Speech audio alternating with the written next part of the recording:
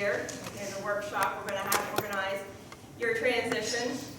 We were just given a lot of information this year, and we thought it would be appropriate to assemble it for you, or get it all assembled. If you don't know who I am, my name is Patty Schramm. I'm the Parent Resource Trainer for Montgomery, Greene, and Warren counties. We have held meetings from September to now. We take off at Christmas, but from September to now, basically the school year, and we hold meetings every month. And this is a collection of all those meetings, so that you'll have the information. One of the reasons why, with organizing it, one of the reasons I have found was like with all the different aspects of this process, the eligibility process, and just the tons of information.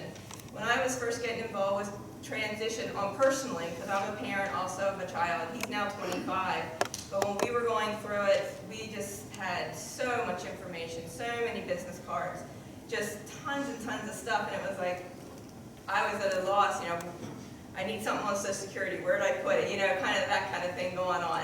And then when we were trying to get eligibility, moving from agency to agency as you're going through, they ask for a lot of the same stuff.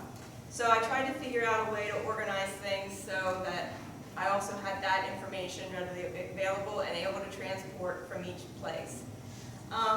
Before we get started though, we're going to show a small clip about Stephen. Just to give you an idea, the kids are capable of so much, and this is just a story that was in our area of Stephen, who has actually set his own business.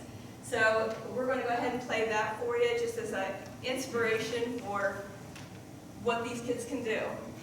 Okay, I'm Gail Webster, and this is my son Stephen, my husband Kevin. We're here with Stephen's Wood Shop. He builds wishing wells, bat houses, bee houses, bird feeders.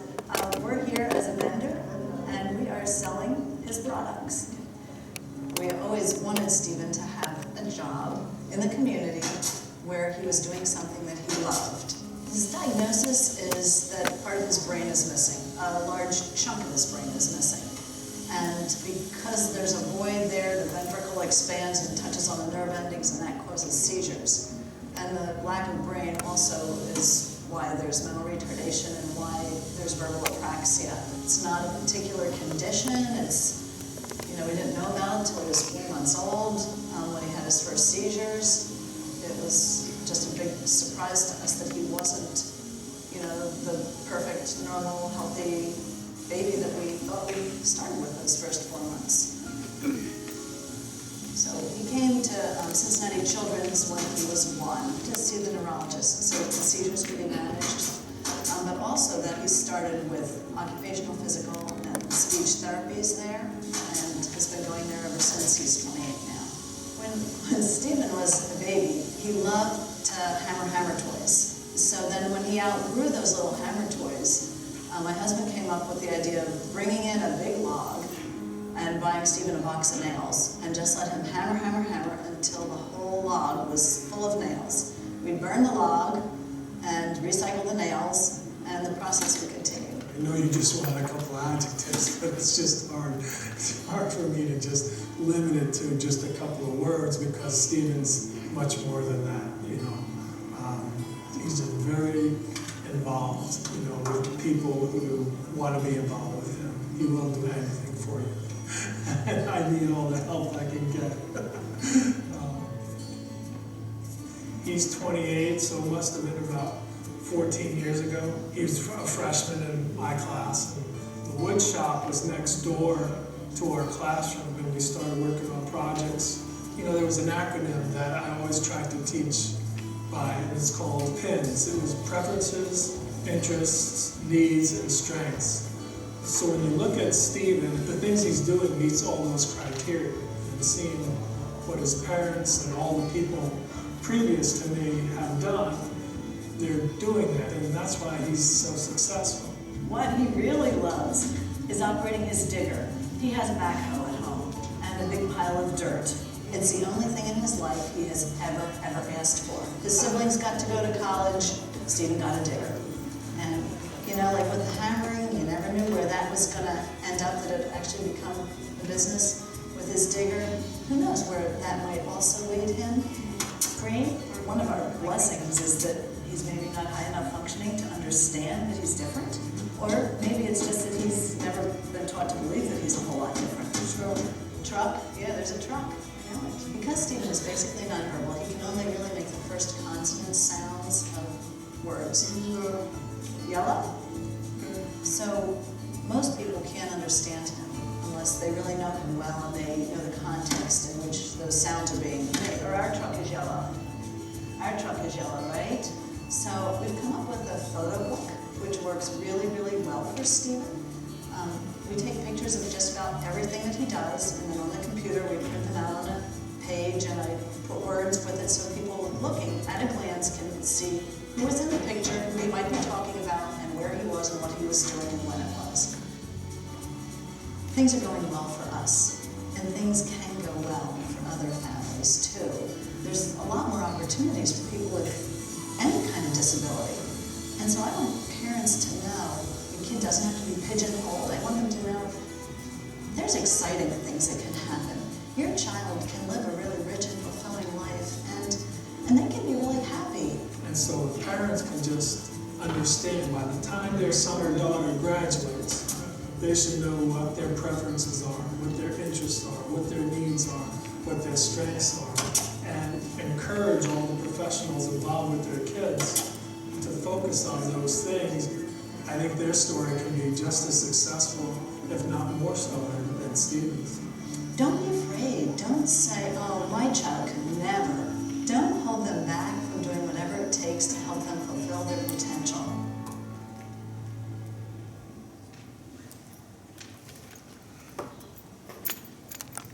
Yeah, I thought that was a great video. It just kind of gives you an idea, not so much as, you know, for your child, that specific thing, but they got creative with what he could do. And I loved how they had that all preset and prefab, that all he had to do is put the pieces together and how he nailed them and, you know, how he assembles everything. I just thought it was a very creative way of getting their son involved in the community and basically starting a business with that. One of the things too that I wanted to get into is this was my book. You guys have seen it, and this is why we had started it. This was my book of transition. This was whenever we had a transition meeting, I took my book, and my book would consist of, well, there's a lot of miscellaneous papers in here, but I would have business cards, you know, places to put business cards. And your binders up here will have a business card slot.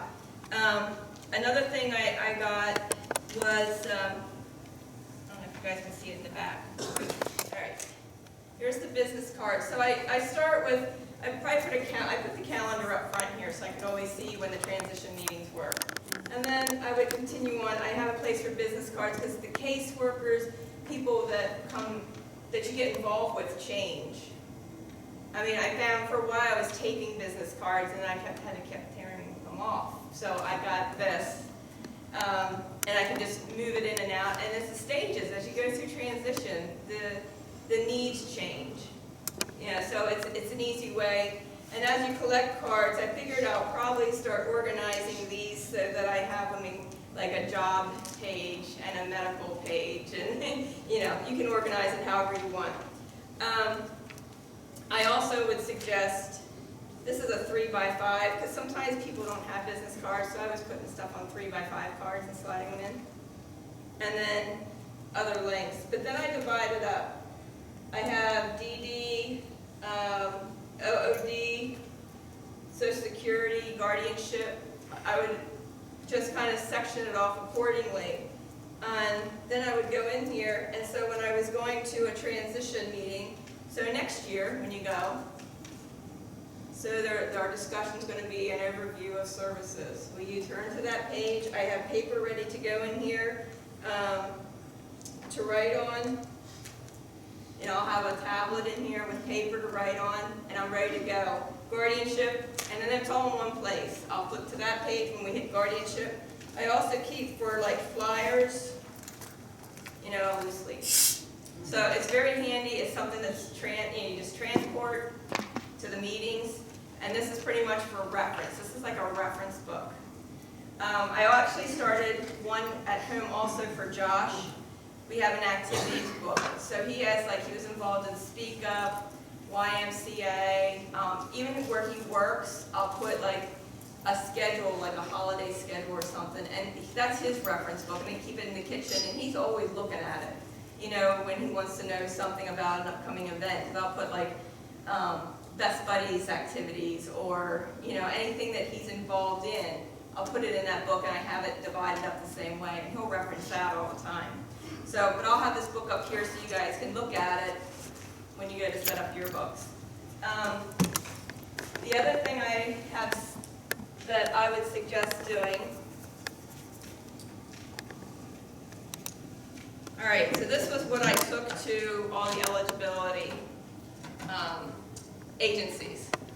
We were ones that we didn't start when we were 13 or 14, early transition. We were the late ones. We were one of the late ones.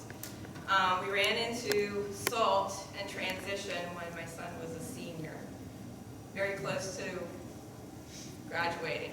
So we were like on a cram of going through the eligibility process. So like I had said before, I found that all the different agencies were looking at almost the same type thing. So I got one of these boxes, and I put like all of his IEPs, all of his medical in, and the different things that they asked for at these agencies, and they went with me. So when we went to Children's for a diagnose, they went with me. When I went to Social Security, I was carrying in my, and sure enough, during the meeting, even though I did my Social Security online during the meeting, she wanted copies. I had copies of everything that I filled out online. So it's just a little handy tool depending what you're at or where you're at in your transition stage.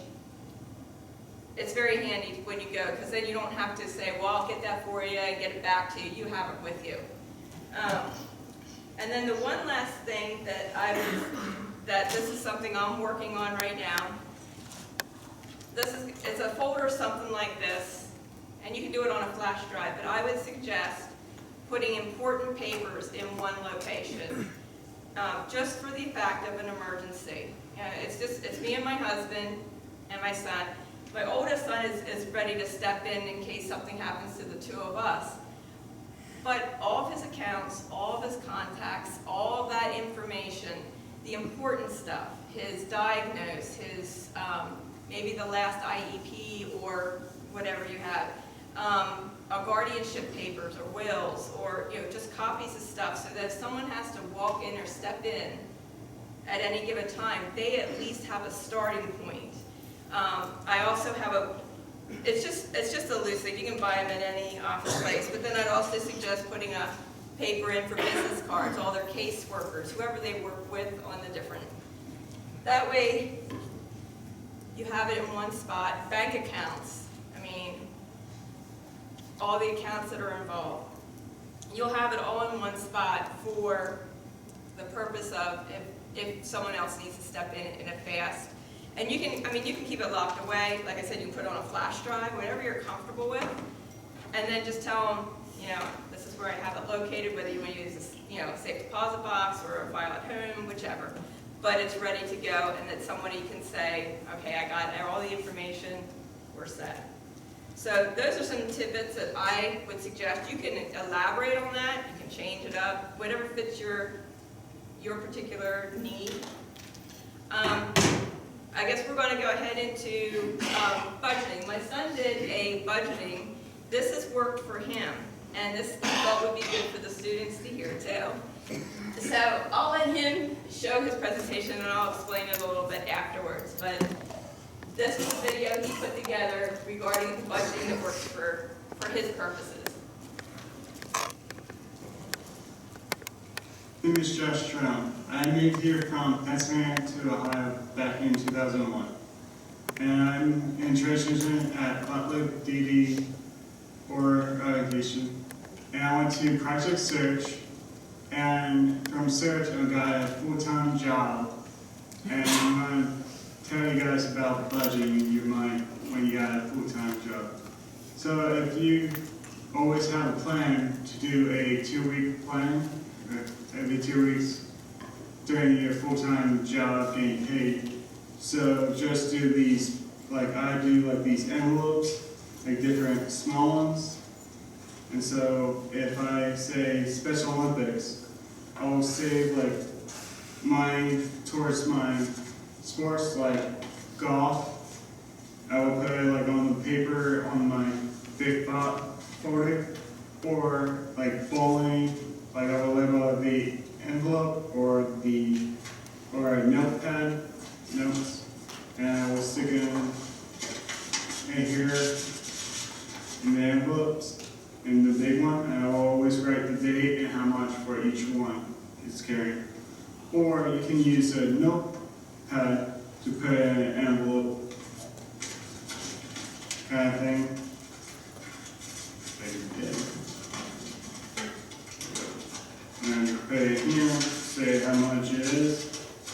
You can use a shoebox to place it in a firelight, so it's carrying whatever. And like gift cards, like PetSmart, if you have a balanced one, like you have, say, you went to a clothes store, you get a gift card, you say, oh, that's fine. And then if you say, oh, I spent some, like say you go to PetSmart and you write down the date and how much is left, so you can put in the envelope as well. And you can put in the big envelope and kind of write it down, whatever you're doing. It goes back, or you can carry a wallet that holds 20 gift cards you can get at Walmart, and you can put it here, kind of stuff. And always keep track of these stuff, like keep down like a list, or have someone like, say your parents can have one list, you have the other list, so they can help you keep track of your money as well. And always keep, like my tricks are like save money more on the saving side, not the spending side. Always keep the spending money down to 2 weeks only. Alright? That's all I can tell you about budgeting. Thanks guys, have good luck to you on your budgeting, and hope you do well. Thanks, bye. So that was directed a lot towards the students, and parents can help them with that. His large envelope, what he has is a large manila envelope, so like he labeled it as Special Olympics, and he is involved like in say golf or bowling, and he needs money for maybe shoes or a game or whatever the expenses are for some of these activities. So he'll put them in a smaller envelope, he'll put however much cash in each of the white envelopes, and then he uses the big manila kind of as a grouping, and he'll slide them in there. And he has also on the outside of the envelope, he'll have a list of how much he put in there and keep track of how much is in that envelope. Then with the gift cards, he quite often will use, he has a job now, so he has money he's working with, but he has to save some money, he has some bills to pay and different things. We're trying to get him as independent as we possibly can. But one of the things he likes to do is he buys gift cards, Best Buy, GameStop, those things. But we don't want him overspending in those areas. But he'll have an envelope for fun and entertainment, and he'll put the gift cards in there. Then on the gift cards, he was saying, like, say if you get a $20 gift card and you spend $5, then write $15, write what's left, the balance. So helping the kids keep track, give them a chance to, whether it be with cash or with gift cards, give them the chance to organize some money so they can save towards specific things. He likes to buy his video games. He loves Special Olympics and going golfing. Sometimes he goes golfing on the side. And then vacation, he'll put money aside in an envelope for vacation, so he might be able to go get some ice cream or something if we go to the beach, kind of thing. Just something that's his that he can say, I have this, and Now the wallet he talked about, we got his at Walmart, and it's like for gift cards. You can get a business card, but it's the size for gift cards. And he'll slide, I think he said it held 20 cards. I would say it's a way of organizing the cards at home. I would not suggest, unless they take the gift cards out, to take it with them. It is a wallet, so he only takes what he needs with him. It's a lot of gift cards. If you take it out and lose it, it's a lot of, so that you have to kind of control. He'll use it just to take with it as a wallet and decide what he needs at that time in there. But that was some of the things that he found for him. It worked for him as organizing his money, especially as he's gotten a job and working. But we also did it when he was not working, and he would get his SSI. We'd set aside, here's your spending money, and then he would set aside what he needed it for, knew, what he needed for. So, and that was, some of the things that he had done. Is there any questions up to this point on anything I have done or that he suggested? Anything you guys have tried? No. The kids will be going to do their envelopes separately, and I guess we'll go ahead and let them go ahead and go and do those in a separate room. We have envelopes for them, and then they have a little curriculum for them too. So, yeah, you can follow. Any students want to go along, you guys can do your budgeting piece.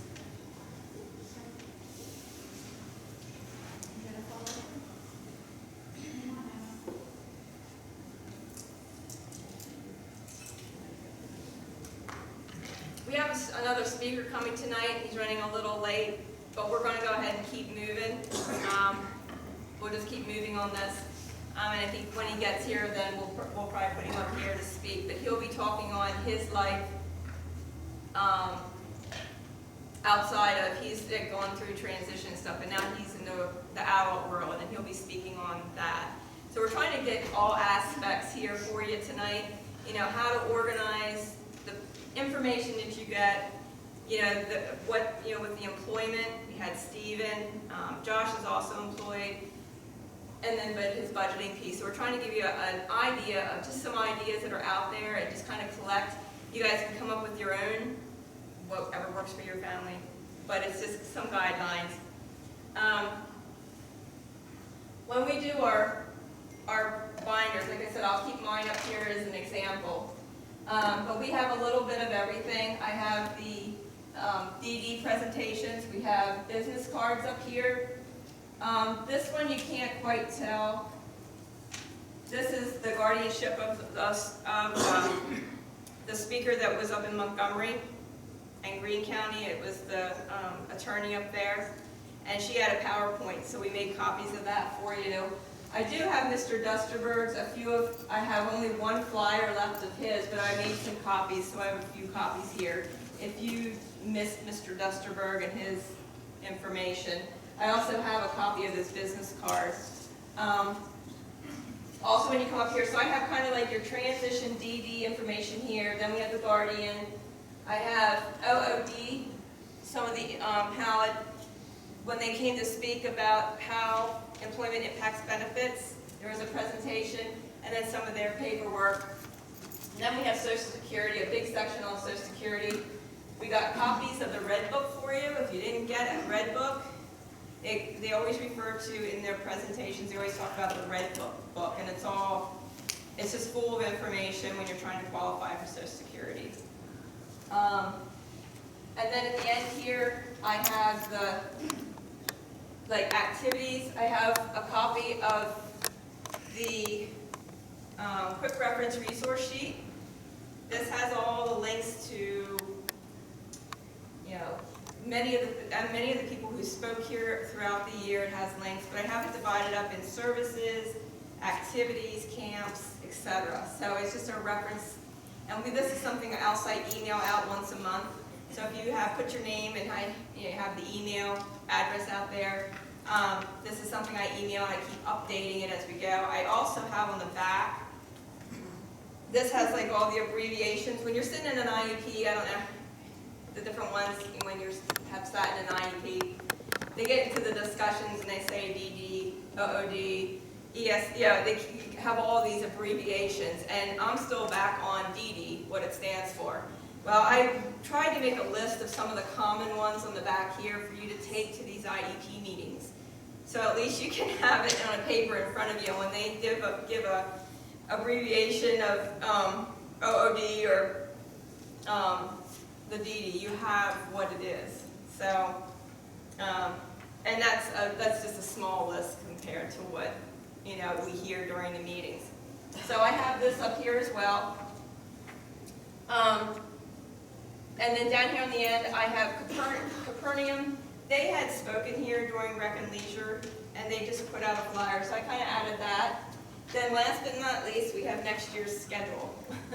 So you can save the date. We have a general idea of what's going to be talked about next year, so you'll have it ahead of time. I will say the kickoff one for September is Scott Osterfeld and Jessie Hudson.